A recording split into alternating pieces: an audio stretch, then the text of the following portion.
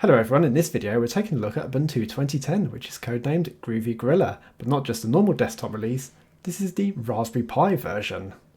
So a little while back I did a week on using a Raspberry Pi 4 as a desktop computer, and we reviewed several operating systems at the time.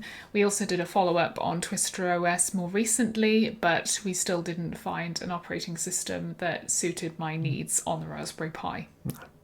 So you're still using your Windows desktop? I am at the moment, yes. Yeah. Oh dear, oh But dear. yeah, with the release of Groovy Gorilla, we thought that we'd have a look at the Raspberry Pi 4 again. I was a bit confused when I heard this was the first for being on the Raspberry Pi, because I was thinking, no, Ubuntu 2004 server had plenty of releases and you could get Ubuntu Mate, but no, this is the first of the flagship Ubuntu desktop, i.e. the Gnome Desktop, which is on the Raspberry Pi at 64-bit only. So great for a Pi 4, and supposedly the Pi 3B I think, but they don't mention that. It certainly seems to be a step up over the previous version, and is even compatible with the new industrial board, the industrial grade compute module. Although we're still using a micro SD card purely for simplicity and because I think the case suits a nice compact layout, but there is the option to doing a USB boot, of which there is instructions here in the Ubuntu Wiki. Before starting up the Raspberry Pi, I wanted to check about setting a static IP address, because the way you do it is by editing a file called network config, and it's essential you do it the first time, because if you don't do it the first time, you have to do it another way. So I checked my notes of what I did in the past, because I built a few of these Ubuntu servers on Raspberry Pi. Now I appreciate the desktop version of Ubuntu is going to be different, and sure enough, I suspect that is the case, because I'm looking in the system boot folder. Can't see a file called network config, but checking the readme file suggests that it exists. So clearly the instructions are just set here, regardless of whether this is Ubuntu server or Ubuntu desktop. So that is a bit annoying. But checking /etc, I can see that netplan will be the network manager. Anyway, I'll leave it as is and start up the Raspberry Pi. In the end, though, I found the network configuration could be easily set through the desktop, so there was really no need for me to worry about that. I suppose what I was trying to do was purely a server issue. Oh, very funny with the wallpaper. Raspberries and the sunglasses with the Groovy Gorilla. I don't know what you think, but I didn't think much of the default selection of the wallpapers here. A little bit sparse, aren't they? There's a literal gorilla photo. Yeah. I decided to skip all that lot and go for a Charlie Henson special. My favourite artist. I have to say I went into this being very sceptical of what the performance of Ubuntu was like. The Gnome Desktop is very bloated and heavy, it seems like, and in this release we have, 818 meg of RAM used at boot up. We have the Linux kernel 5.8 that is 64-bit. And poking around at some of the config files, we find that it was based on the Bullseye/SID release of Debian. Testing out glmark gives us a reasonable frame rate there, 100 frames. Oh yes, it's not a x86 based graphics card, but 100 frames for the Raspberry Pi. Using OpenGL 2.1 with Mesa 20.2.1 graphics. Unfortunately, we don't have a capture card on my computer, so any recordings done on the computer have been done using screen capture, which slows things down. Overall, the responsiveness of the desktop did seem very good. You can see here I'm just moving the order of the icons around, so shuffling all LibreOffice icons into one folder, and you can move all that around, so that was a newer feature of the Gnome Desktop. The initial run of the Ubuntu software did take some time, didn't it? But yeah. So the initial opening of the Ubuntu software application did take some time to open and to actually show us anything at all. But after the initial opening, further openings of this application did not take as long. No. So I opted to install a few applications, and why not try Snap? Although, for some reason, this release, the deb-based package was first, which confused me. I was after a Snap of Inkscape. Go all out and try a more complex application with a Snap. And checking the temperature sensor at this point, well, the temperature has crept up due to the screen capturing, but without the screen capture it was around 37, I think. Yeah. Yeah, and obviously it's crept up to 51, 52 under load. Now, there was an issue installing GIMP here, but I was able to rectify that just by using the terminal instead. I don't understand why. One thing you want to do is stream videos off YouTube. In the Weekon, we were primarily using as a benchmark being able to stream 720 videos. And the reason why I said 720 is because usually even that would be a struggle for the different operating systems. But we have quite a stark contrast here with Ubuntu in that not only can we play 720, we can actually play 1080 with very little struggle, actually. No, I think it was about 15% frame rate drop, but that wasn't too noticeable. It's not, no, not to the average viewer. And then it's for 720, it drops down to 2%. Yeah, about a 2% frame drop, which we didn't notice at all. No. So any frame drop is yeah. Well, we didn't notice it when we were watching. So yeah.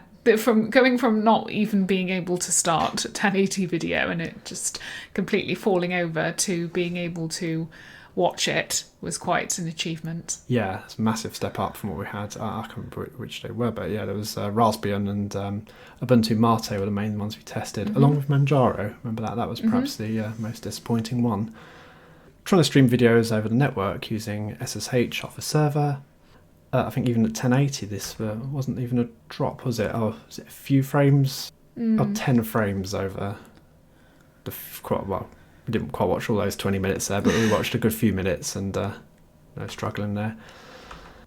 Unfortunately though, 4K proved to be too much for the Pi. I think it managed about 1 frame drawn in the minutes that we tried. Yeah, so it was pretty much 100% frame rate drop.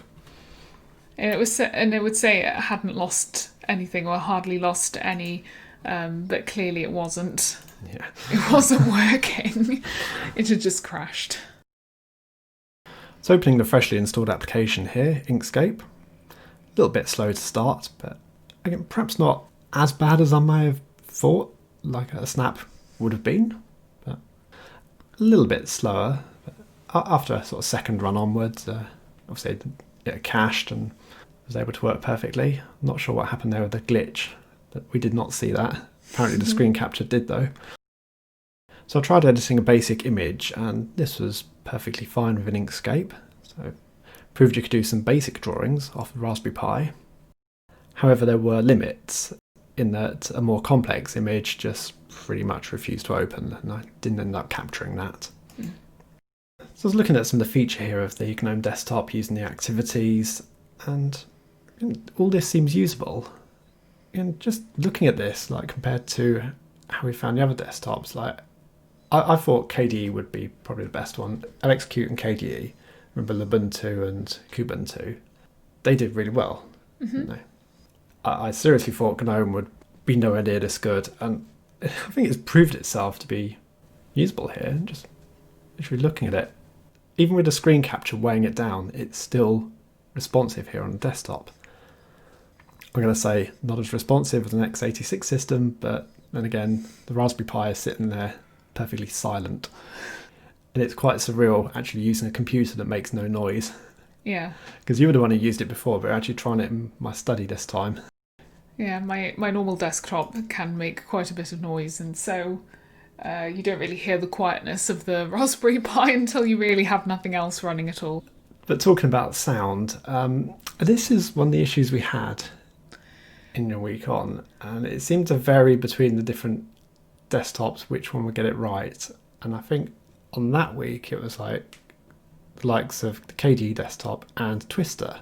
Yeah. It worked.